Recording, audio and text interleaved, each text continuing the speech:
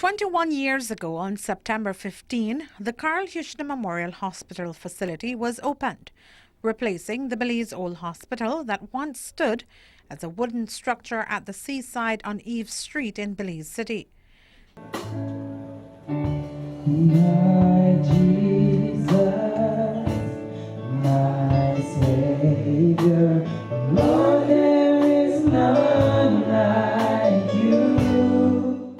Today, as the institution celebrates its 21st birthday via a spiritual program inside the lobby of the hospital, Chief Executive Officer Dr. Khmh says that much has been achieved, and Belizeans should be proud of the Khmh, which is the national referral hospital.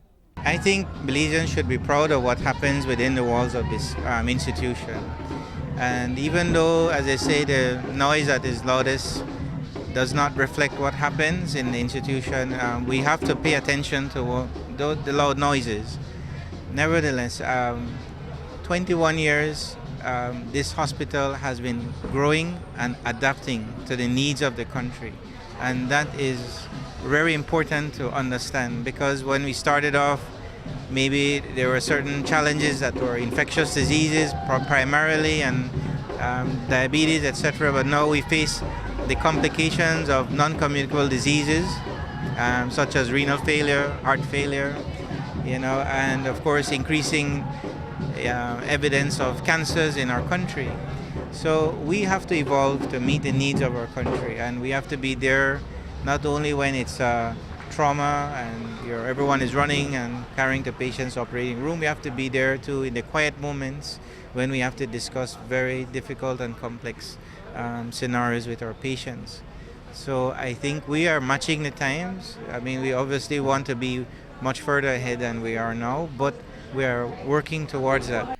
The struggles continue for the Khmh Memorial Hospital as finances and resources are limited. But according to Dr. Khmh, it has not rendered them hopeless, as they do have a vision for the Khmh. In terms of the financial position of the institution, we had a lot of debt earlier on. We've cleared most of that debt, so I'm very happy to say that. And that puts us in a better position to go and plan forward. Because what we earn, even if they use the model not-for-profit organization, that still is not financially feasible for this hospital. The infrastructure at 21 years is struggling in many areas and has to be addressed. A major investment is necessary, but if it cannot be done on a global scale, then we would have to do that. From a management perspective, from the board perspective, we have to do that in a very strategic way. But we know what needs to be done. It's just that we cannot get there fast enough. The Khmh has seen contributions made towards its enhancements, including foreign specialists coming in to hold clinics, as well as donations of equipment. Dr. Khmh says international partners have been an asset. We have a lot of interest to help Belize. And with international partners, we have been able to add to our game. And in that way, even, for example, urologist services, they have been coming, and we are now able to do what they call endoscopic resection of the prostate, TURP. So that's something that's relatively new. We've invested in equipment that will help us in urologist services.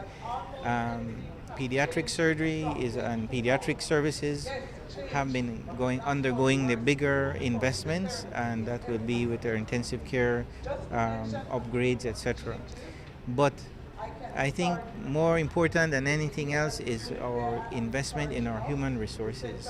So we've been investing in the nursing in terms of training, in terms of certification, in dialysis, in what they call in advanced resuscitation for adults and kids. The emergency room doctors, again, there's a team through Wisconsin collaboration. These are important, very, very key, important investments and changes that are happening that will have a ripple effect throughout the institution.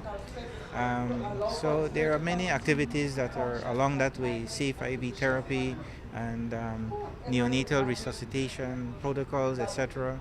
These are collaborations, again, with Ministry of Health and Khmh, but it is allowing us to raise our game.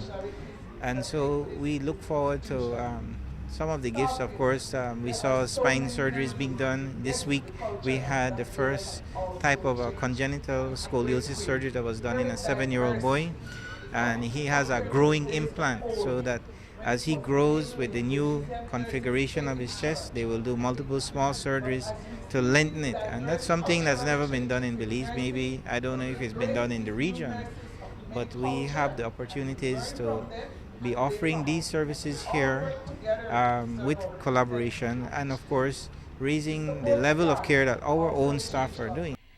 Dr. Koi says there is need for improvements in the wards despite recent contributions made by the Rotary Club of Belize and the government via Petro-Carib.